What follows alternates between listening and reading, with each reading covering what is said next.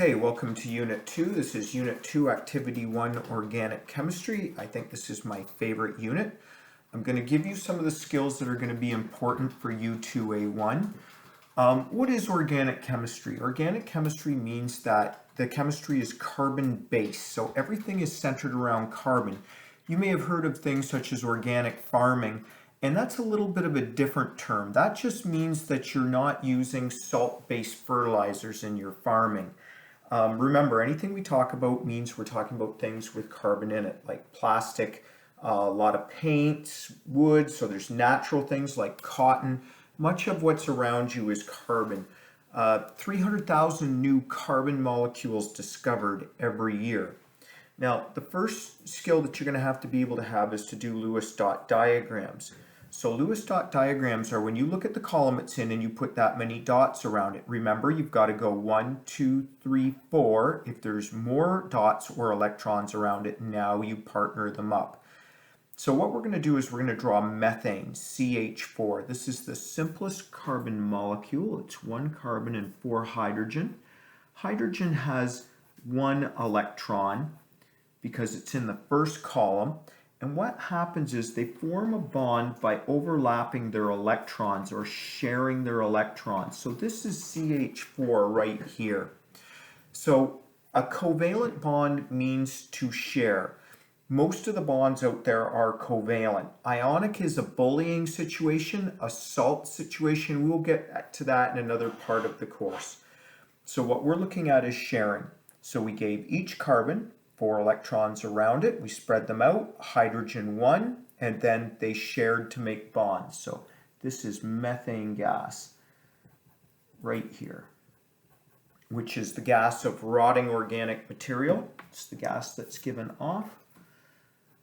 Let's do H2O as a molecule, as a covalent molecule. We have the least number of oxygens. We have 1, we have 2 hydrogens. It's in the 6th column, 1, 2, 3, 4, 5, 6. Hydrogen, hydrogen. You may think, why is he putting the dots in different places? It doesn't matter, as long as you can circle the lonely electrons. See these guys here have a partner. They're happy. They don't need that. So if we were to draw H2O, it would look like this. It would have 2 non-bonding pairs of electrons. Let's do a more complicated one now. This is propane. This is the gas that's in your barbecue. Let's do C3H8. Whenever you're doing organic molecules, line them up in a line like this. There's 3 carbons, and then there are 8 hydrogens. If you are on the outside of the molecule, you'll get 3 hydrogens. I'll explain why in a minute. If you're on the inside of the molecule, you get 2 hydrogens.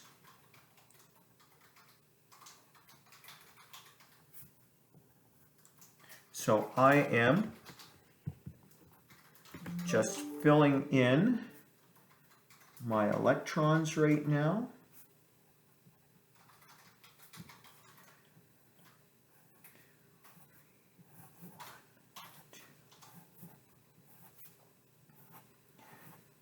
I'm circling the lonely ones, so what we have is this situation right here.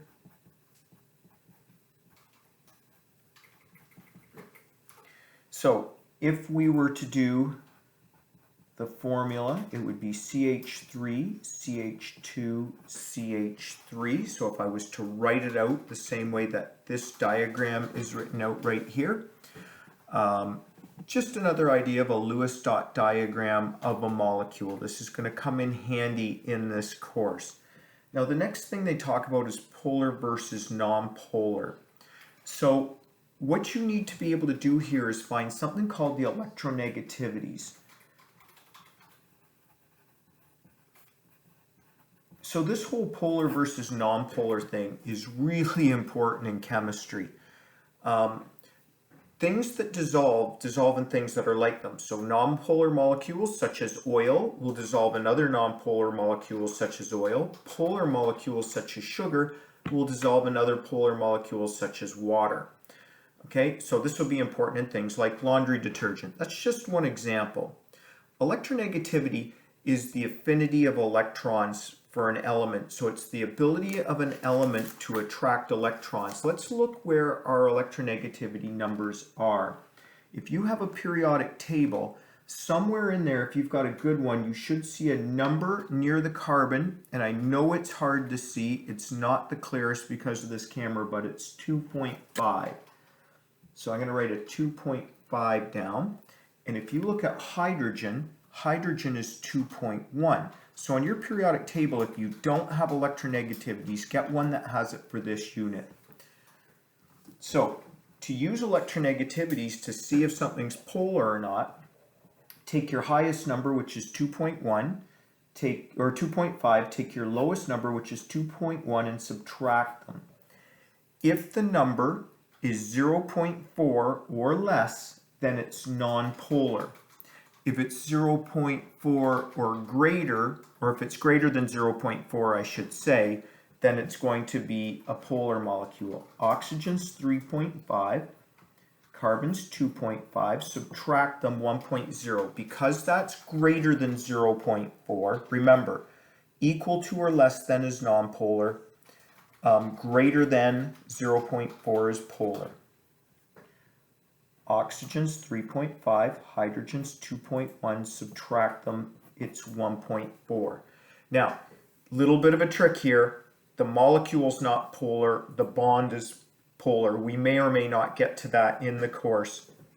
What you have to be able to do is look at the elements that are in the molecule, look up their electronegativities and subtract them. Nonpolar, polar. I want to be very clear that what we're talking about is this is a polar bond. We're not saying the molecule's polar. That is something different that we may get to later. This should be enough to get you through U2A1.